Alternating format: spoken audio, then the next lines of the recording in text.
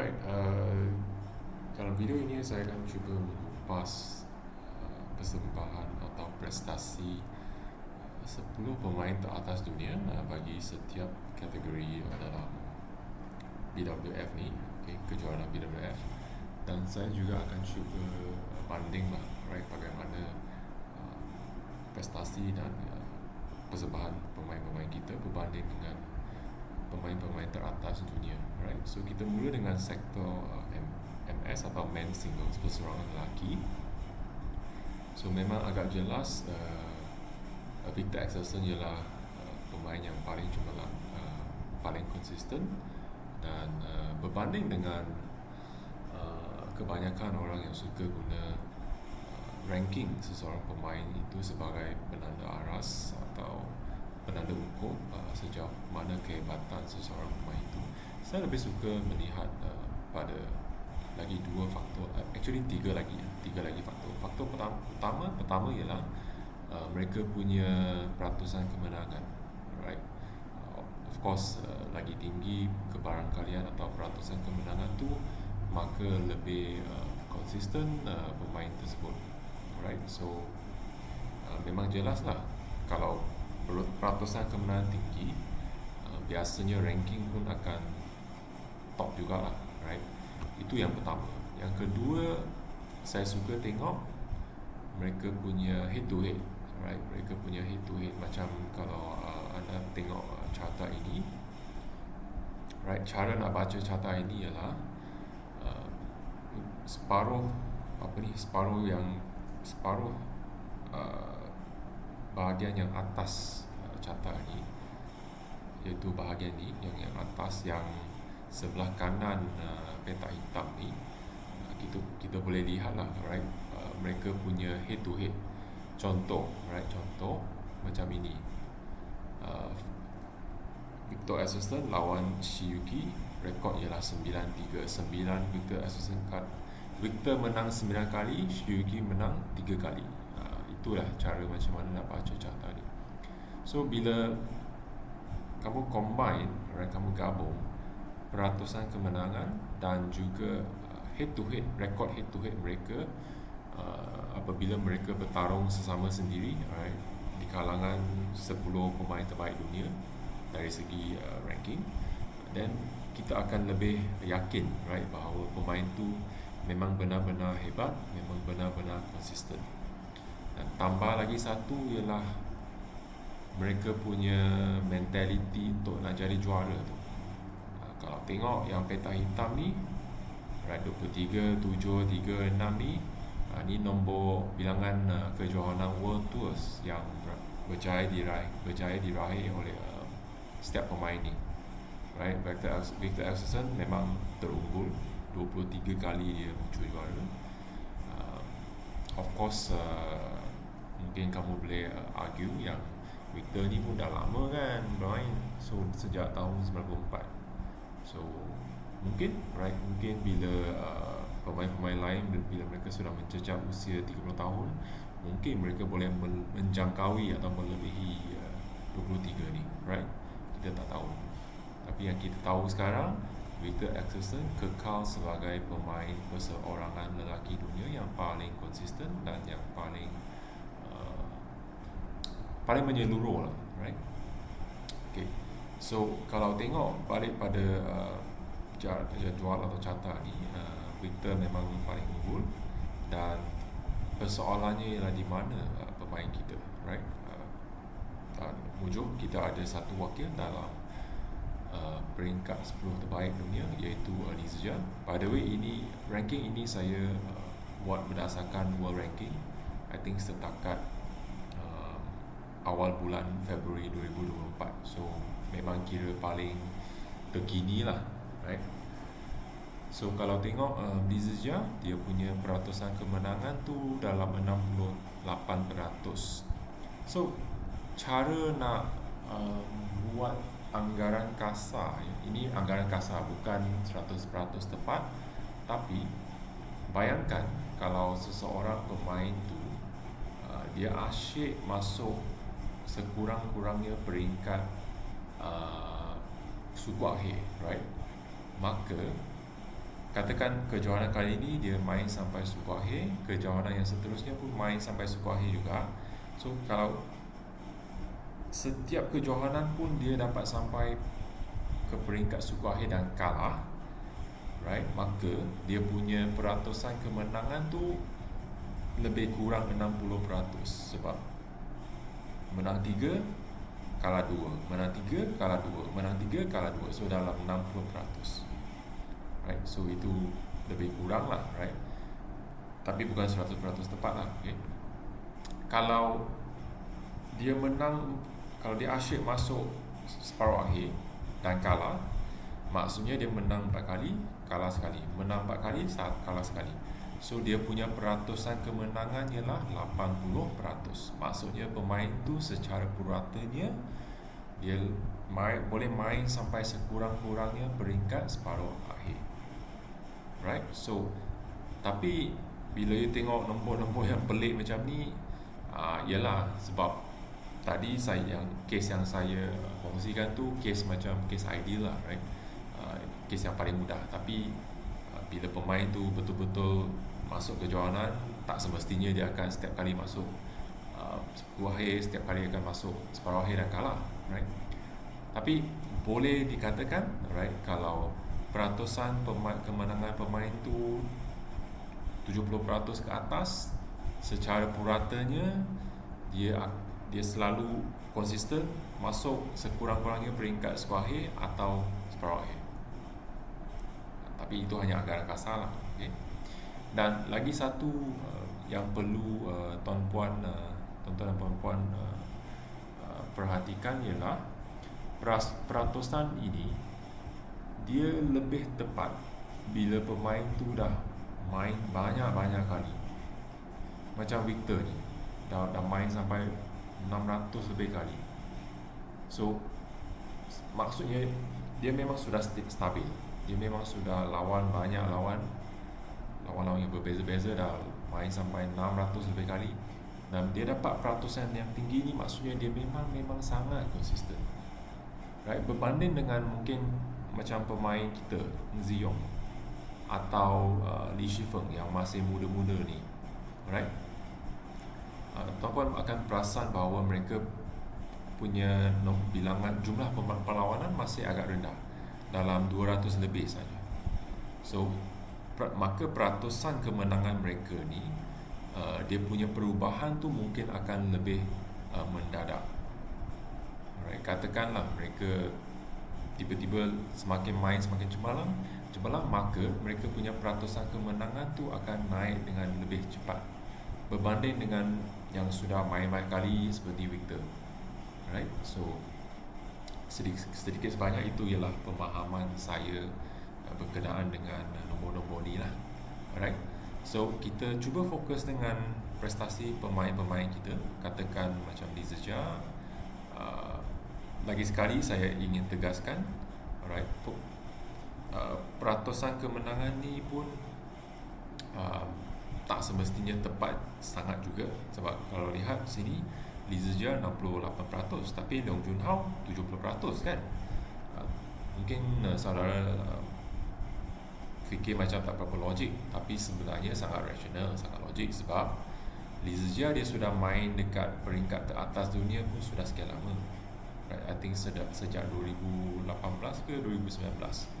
Tapi Leong Junhao baru saja naik main dengan otak-otak di sedunia ni, mungkin mula dari tahun lepas, right. So bila kamu asyik bertarung dengan otak-otak yang keras, right, semestinya peratusan kemenangan tu akan lebih realistik.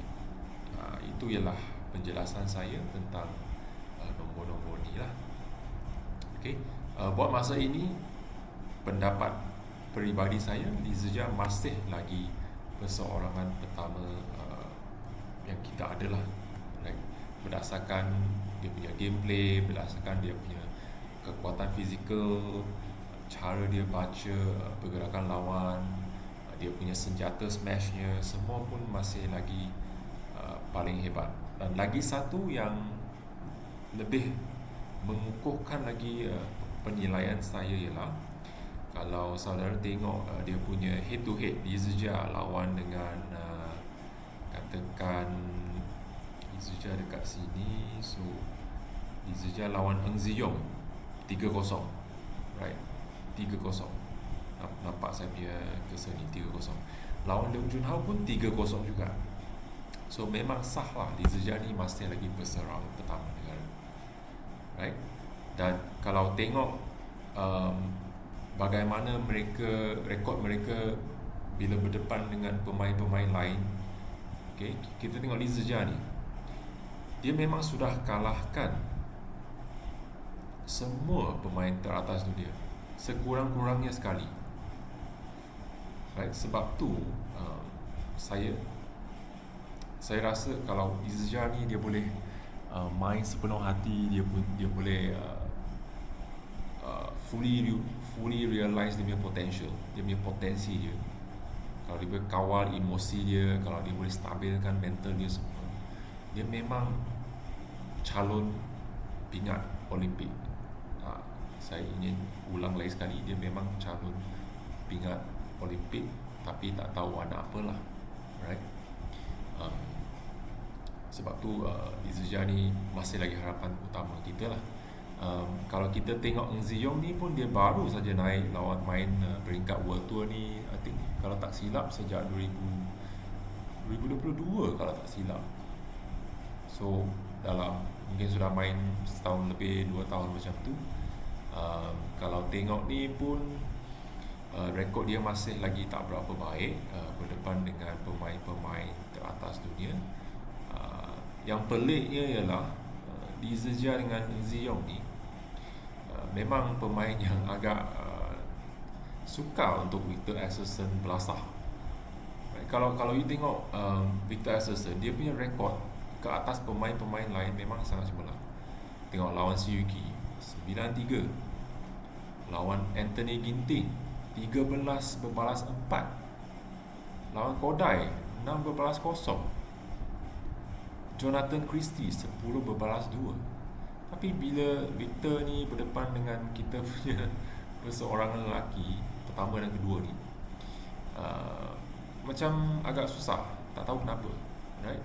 Eng Ziyong mungkin masih terlalu awal sebab mereka baru berentap sebanyak 2 kali, tapi Li Zijia dah 8 kali, rekod pun 5-3.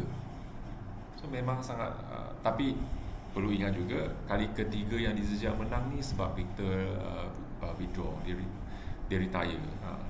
So puan-puan boleh cakap 5-2 rekod, tapi masih kira okey lah kalau berbanding dengan lawan dia yang lain, kan. Baik, Eng Ziyong ni saya harap dia boleh terus mendapat peluang untuk bertarung lagi dengan otai-otai sedunia ni, macam terutamanya pemain-pemain dari China ni. Mereka ni tak kenapa kita punya pemain agak bergelut dengan pemain dari China. Okay, so even macam Li Zijia pun lawan Si Yuki 1-4, lawan dengan Li Shifeng pun sudah 2-3. Mula-mula kita mendahului, tapi lepas tu baru-baru ni Li Shifeng lebih konsisten dan lebih cemerlang lah, right.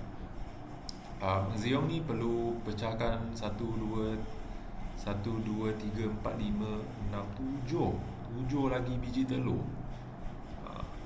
Lawan Li Zijia pun sama juga, kena menang sekurang-kurangnya sekali, baru dia boleh rasa yakin bahawa dia memang boleh, dia memang ada kebolehan tersebut untuk menyaingi pemain-pemain teratas dunia ni.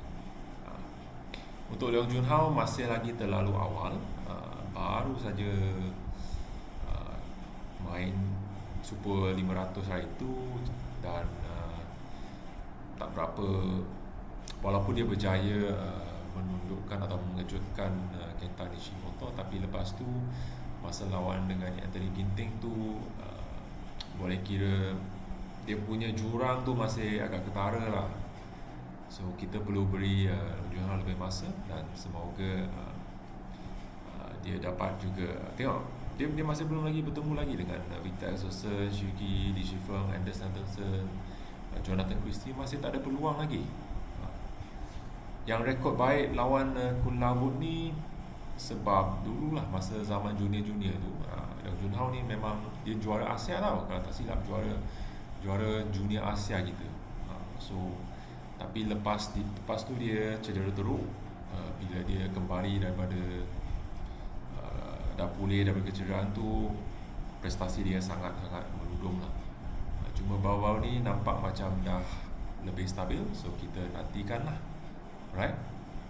Ini untuk perseorangan lelaki, right? Dari segi bilangan World Tour titles yang sudah dirangkul, kita boleh tengok di Zhejiang unggul di kalangan pemain Malaysia 4 kali, tapi masih jauh lah dari macam Victor Axelsen ni 23 kali. Eng Ziong dan Leong Jun Hao harap tahun ni ada membuahkan hasil jugalah. Right, walaupun peluang Ziong untuk mara ke Sukan Olimpik semakin malam, tapi harap tahun ni ialah tahun pertama buat dia untuk meraih kejohanan peribadi pertama. Leong Jun Hao dia sudah menang sekali Super 100, itu Super Series Super 100 lah dekat Indonesia. Maksudnya dah menang sekali ke dua? Sekali. Right. Bagi kategori seterusnya, bergu lelaki sentiasa merupakan sektor yang paling kita boleh taruh harapan lah. Tapi setakat tahun ni, setakat bulan 1 pun macam tak berapa okey sangat. Kita tunggulah. Tapi kita tengok dari segi peratusan kemenangan, memang kalau boleh dapat 70% ke atas tu pun dah kira sangat hebat lah. Sebab sektor ni memang sangat-sangat kompetitif, right? Memang biasalah kejar mengejar, tikung menikung, right? Sektor ni memang sangat-sangat, orang kata ni teruja lah bila you tengok. Okay, so dari segi peratusan kemenangan paling tinggi ialah bergu China, yang Wei Keng dengan Wang Chang. Tapi seperti yang saya pernah cakap tadi, mereka ni masih bergu yang kira muda lah. Main pun baru dalam 100 kali macam tu. Maka peratusan ini kemungkinan besar akan berubah lagi lah, bergantung pada prestasi dia. Berbanding dengan macam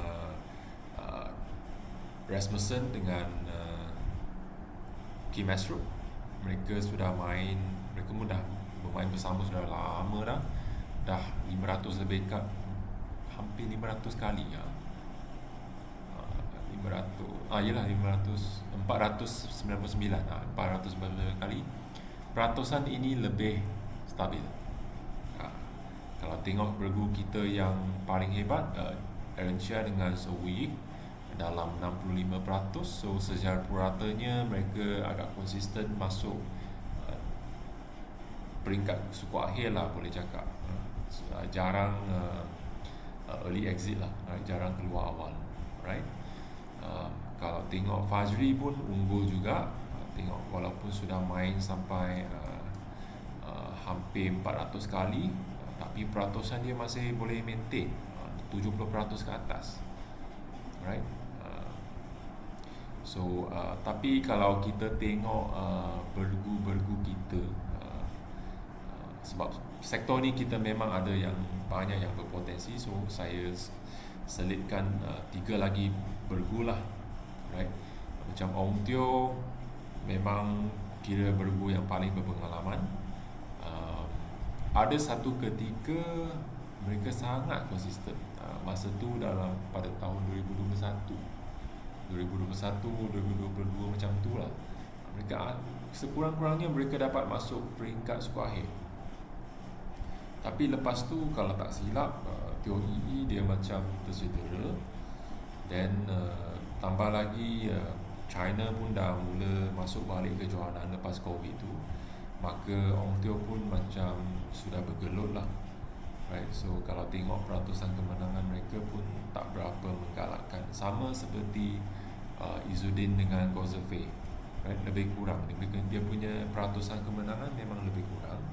Dan kita boleh tengok jugalah mereka secara puratanya pun keluar agak awal, pusingan pertama, pusingan kedua, right?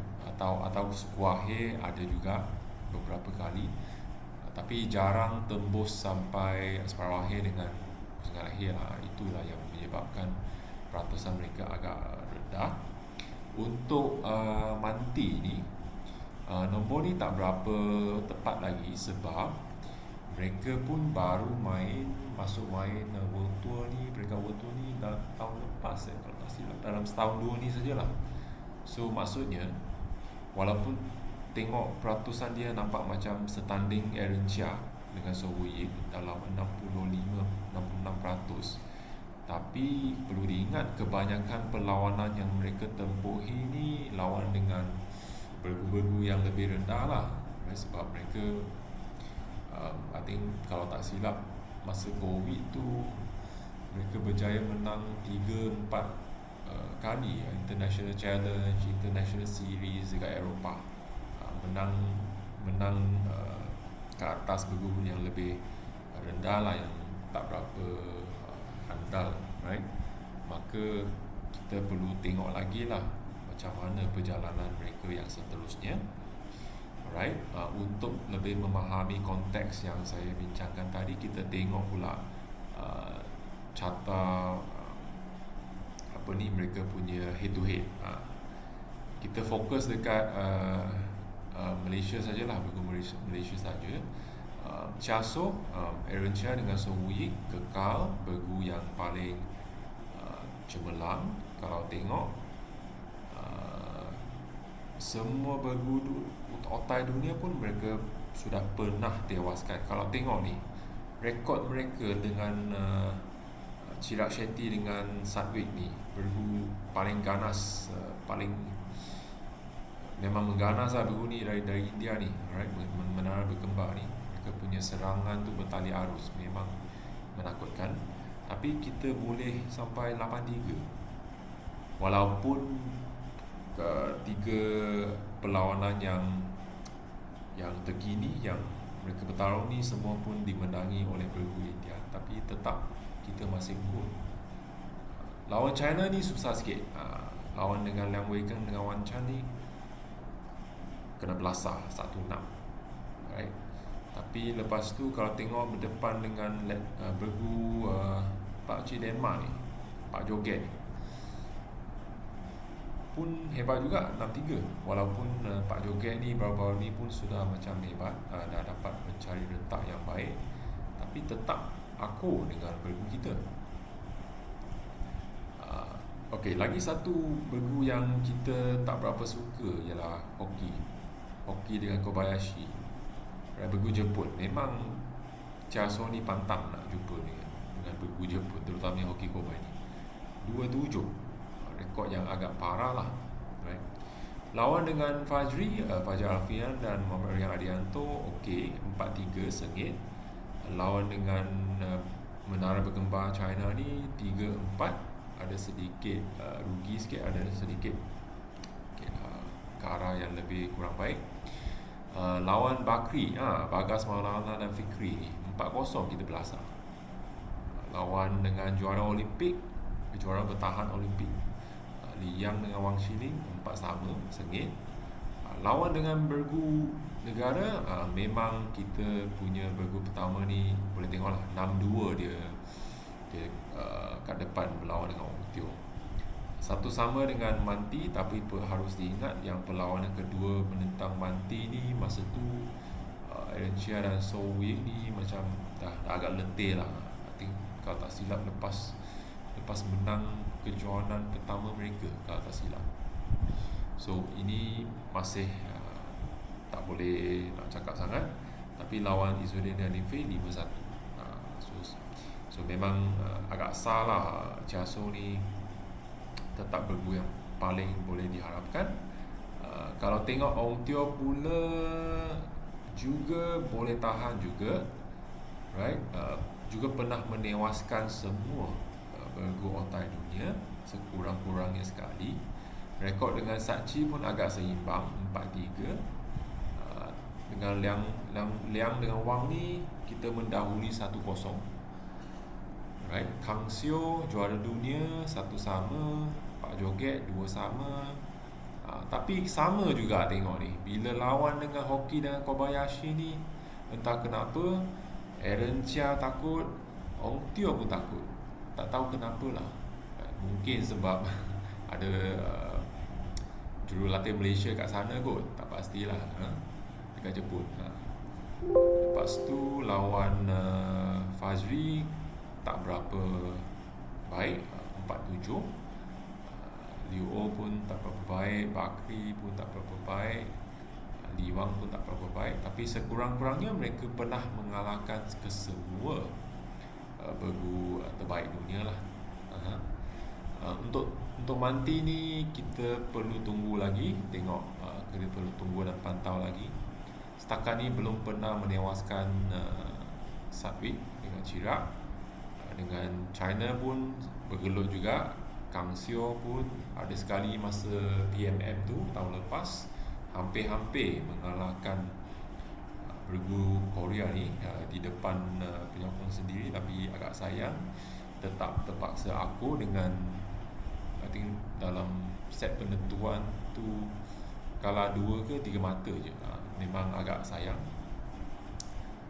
Lawan lain mereka pernah menang Pak Joget dari Denmark. Nampaknya rekod pemain kita tak boleh cakap juga, sebab Tin Fei ni pun agak parah lawan dengan Denmark ni. Okay, balik pada Manti ni, pernah menang Kim Ras, pernah menang Aaron Chia dengan So Ying 2, pernah menang Li Wang 3, dan pernah menang Ong Teo 4. Baru dapat kalahkan, kalau kita exclude, kalau kita kecualikan pemain senegara, mereka hanya pernah kalahkan Kim Astrup dengan Li Yang Wang Chenlin saja. So memang masih banyak lagi yang Manti perlu ubah dan pertingkatkan lah prestasi mereka. Izzuddin dengan Ko Zi Fei ni pun bergu yang kira dah agak lama dah bersama. Pernah bersama, lepas tu berpisah, sekarang bersama kembali. Tengok rekod mereka pun lebih kurang lah macam Ong Teo, right? Pernah mengalahkan hampir kesemua bergu teratas dunia kecuali bergu China, right? Itu sajalah. Tapi yang lain pernah menang sekali sekurang-kurangnya. Tapi lawan Fajri ni memang parah, 1-8 kena belasah. Itu ialah sedikit sebanyak perkongsian untuk sektor bergu lelaki ni. Kalau nak komen pasal sandaran utama pingat Olimpik, saya rasa masih lagi kita perlu mengharapkan Aaron Chia dengan So Ying lah. Itu ialah tanggapan saya, sebab mereka masih pemain kita yang paling konsisten. Terutamanya yang So Ying ni memang dia sudah meningkat banyak berbanding dengan dulu-dulu. Sektor seterusnya bergu campuran.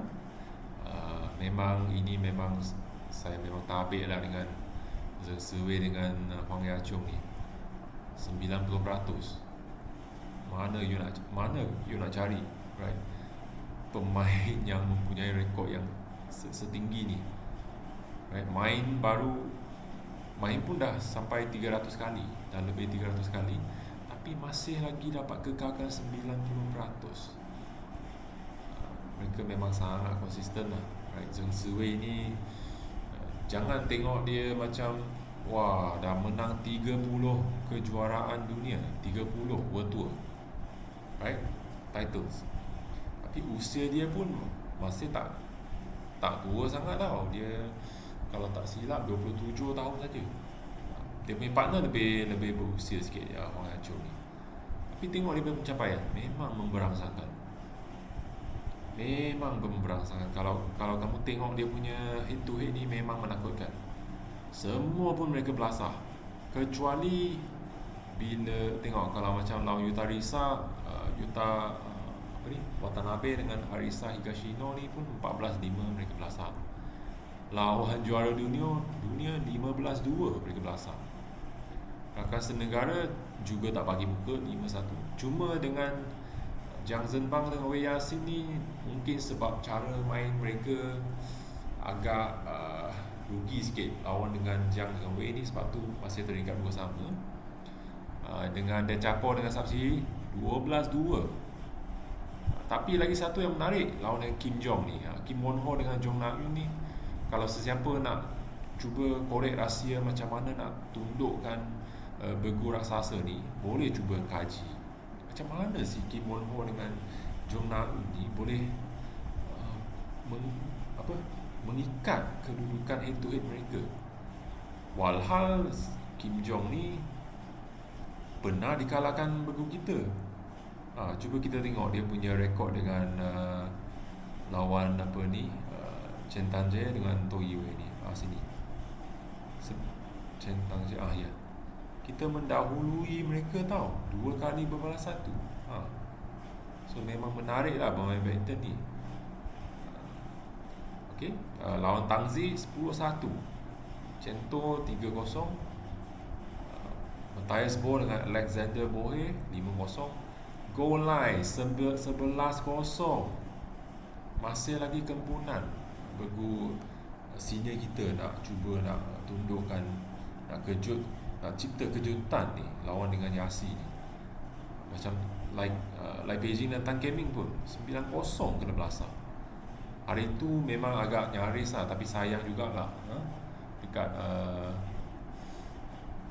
I think pada tak silap 2 minggu lepas ke minggu lepas, right, mereka hampir menundukkan Zheng Siwei dengan Ya Chong ni. Tapi agak malam, game kedua kalah sikit saja, dan game ketiga memang tak perlu fikir panjang lah. Biasanya kalau main sampai game penentuan ni, stamina kita memang tak berapa cukup. Right, balik pada statistik, kalau kita tengok peratusan kemenangan pemain kita, sebenarnya Chen Tangje, To Yiwei 67%, paling tinggi di kalangan Bergu kita. Tapi yang selainnya, kalau tuan-tuan perasan, Bergu 6 bergu tak atas dunia ni, mereka punya peratusan kemenangan melebihi 70%. Right, so memang logik lah, memang masuk akal.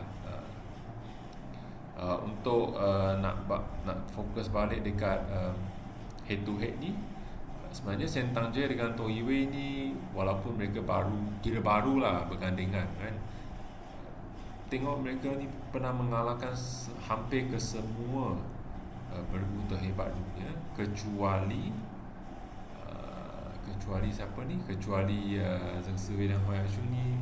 Memang kita patut rasa bangga jugalah, sebab kalau berbanding dengan macam Go Lai, Go Sun Huat dengan Jamie Lai, mereka masih ada lagi beberapa biji telur yang perlu ditetaskan. Sama dengan Lai Beijing dan Tan Keming, banyak lagi lawan yang belum pernah ditumpaskan lagi. Maka kalau nak saya buat kesimpulan, Chen Tangje dengan To Yiwei ni memang sandaran utama kita lah buat masa ini. Right, harap-harap bergu lain yang lebih muda macam Pamron dengan Cheng Su-yin ni boleh pada kadar segera cuba naik atas cepat sikit, untuk cuba beri saingan pada Cento ni. Untuk Go Lai dan Laitan ni, saya sudah tak berapa nak tekankan apa-apa lagi, sebab mereka pun sudah senior, mereka pun sudah di penghujung kerjaya masing-masing, usia pun sudah sangat meningkat. Saya tak akan terkejut kalau mereka nak umumkan untuk bersara daripada dunia badminton sebagai seorang pemain dalam jangka masa terdekat. Itu ialah sektor bergu campuran. Semestinya sektor persoalan lelaki, bergula lelaki dengan bergula campuran ni kita masih ada lagi wakil yang mampu memberi saingan kepada otai-otai dunia ni. Tapi bila kita masuk bab perseorangan wanita dengan bergula wanita ni, saya memang agak sedih lah. Right? Kalau kita tengok perseorangan wanita kan, kita tak ada pemain di antara kelompok 10 ke atas terbaik dunia, right? Akhirnya saya dapat jumpa juga Goh Jin Wei pada tangga yang ke-32. Tengok dia punya peratusan kemenangan pun tak berapa tepat, right? Sebenarnya Goh Jin Wei ni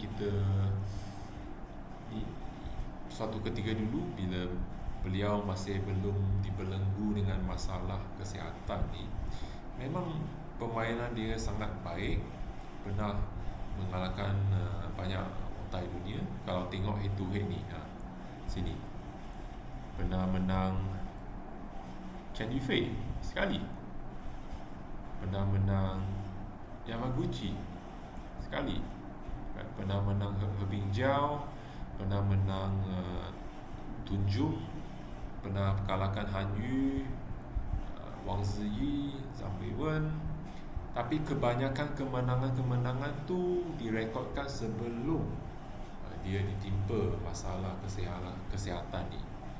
Kecuali lawan Han Yu ni, yang baru-baru ni dia berjaya cipta kejutan lawan Han Yu. I think kalau tak silap lawan Zhang Weiwen pun menang baru-baru ni saja.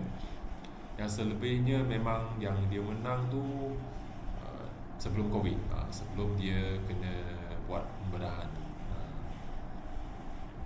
Dan kalau tuan-puan rasa rasa terkejut, nak tahu kenapa pula saya masukkan pemain Singapura ni, right? Yeo Jia Min, tak adalah apa sangat, cuma saja nak tambah lagi wakil daripada skuad Asia Tenggara ni, right? Lagi satu, saya tengok dia punya cara permainan tu, corak permainan tu dia boleh ikut tau lawan, rentak lawan yang lebih kuat macam An Se-yong kan, terutamanya pada bulan lepas tahun ni. Memang sangat-sangat mengejutkan lah tengok betapa meningkatnya Yeo Jia Min ni, right? Sebab tu saya pun selitkan masuk jugalah. Dan kalau tengok dia punya head to head dengan lawan otai-otai ni masih tak berapa baik, tapi saya yakin dengan momentum yang dia tunjukkan baru-baru ini, right, memang tak mustahil lah dia boleh pecahkan banyak telur ni dalam jangka masa terdekat, right. Sektor terakhir sekali bergu wanita. Lagi satu, bergu ni memang pada suatu ketika ni saya memang ada macam taruh harapan jugalah dengan Pearly Tan dengan Tina ni, right? Bukan masa mereka menang kejohanan peribadi tu pertama mereka dekat Eropah tu. Yang tu saya tak berapa nak kira sangat sebab banyak lawan otai-otai dari China semua pun tak ada kat sana, right? Final pun mereka menang adik-beradik Stoewa tu je, right? Macam tak jumpa pun bergu kuat dari Asia Timur. Tapi kalau tak silap lepas tu ada satu ketika mereka main sangat baik tau. Ada pernah kalahkan bergu Jepun, bergu Korea. Kalau tengok head to head ni pun tuan-puan boleh faham lah apa yang saya nak sampaikan tadi. Mereka pernah kalahkan Behana dengan Lee So-hee, pernah kalahkan Liu Shengshu dengan Tan Ning, bergu muda China yang makin hari makin ganas ni, sangat muda, mungkin dalam 20 tahun ke saja, tapi memang kuat, memang padu mereka punya jumping smash, right. Pernah juga kalahkan Namishida tapi agak parah lah, tengok rekod 1/9, right. Tengok ni dia punya rekod dengan Sayaka Hirota dengan Yuki Fukushima ni agak baik tau, baru 3-4, mendahului rekod head to head dengan Mayu Matsumoto dengan Wakana Nagahara. 3-1. Right? Dengan bergelutai ni, Ravinda Prajongjai dengan Jongkol ni 6-0. Ada ala-ala macam Aaron Chia dengan Sohui lawan dengan Bergu India tu. Belum-belum 8-0 tau, 8-1 ke 8-0. Memang bila you tengok, bila kamu cuba analisa, right, head to head, rekod head to head mereka ni memang sangat menarik. Itu yang sebab kenapa saya nak habiskan berjam-jam masa saya untuk cuba siapkan carta ni untuk tatapan semua lah. Right. Saya pernah menang 2 World Titles juga. So semestinya Pelitang dengan Tina, kita memang harap-harap sangat lah mereka dapat cari balik sentuhan-sentuhan yang tajam, dapat cari balik mereka punya semangat, right? Mereka punya kemahuan nak menang tu. Kena cari balik api perjuangan tu. Macam dah agak malap sedikit baru-baru ni, right? Tak tahu kenapa. Dan saya juga amat berharap kalau mereka dapat satu hari nanti dapat melumpaskan Chen Jia, dapat melumpaskan satu lagi bergu China, Zhang Shuxian dengan Zheng Yu, right? Memang sangat harap lah. Sebenarnya mereka ada potensi tu, cuma beli ni asyik dibelenggu dengan masalah kecederaan lutut lah, cedera sini, cedera sana. Sebab tu dia cuba ubah suai sikit cara dia main. Mungkin sekarang dia masih dalam fasa pengubah suaian lah. Sebab dia pernah cakap yang dia nak cuba untuk elakkan kecederaan. Sebab sekali cedera mungkin terpaksa rehat 1 bulan, 2 bulan, terpaksa lepaskan 1-2 kejohanan. Bila balik lagi kena ambil masa untuk cari balik sentuhan tu, untuk kembalikan momentum. Itu memang sangat mencabar lah. Right, so I think setakat ini sajalah perkongsian saya di video ni. Kali pertama saya cuba berbahasa kebangsaan, right? Dan kalau tuan-tuan dan puan-puan ada perasan mana-mana statistik yang sudah salah, bolehlah komen dekat ruangan komen nanti di bawah ya. Sekian, terima kasih.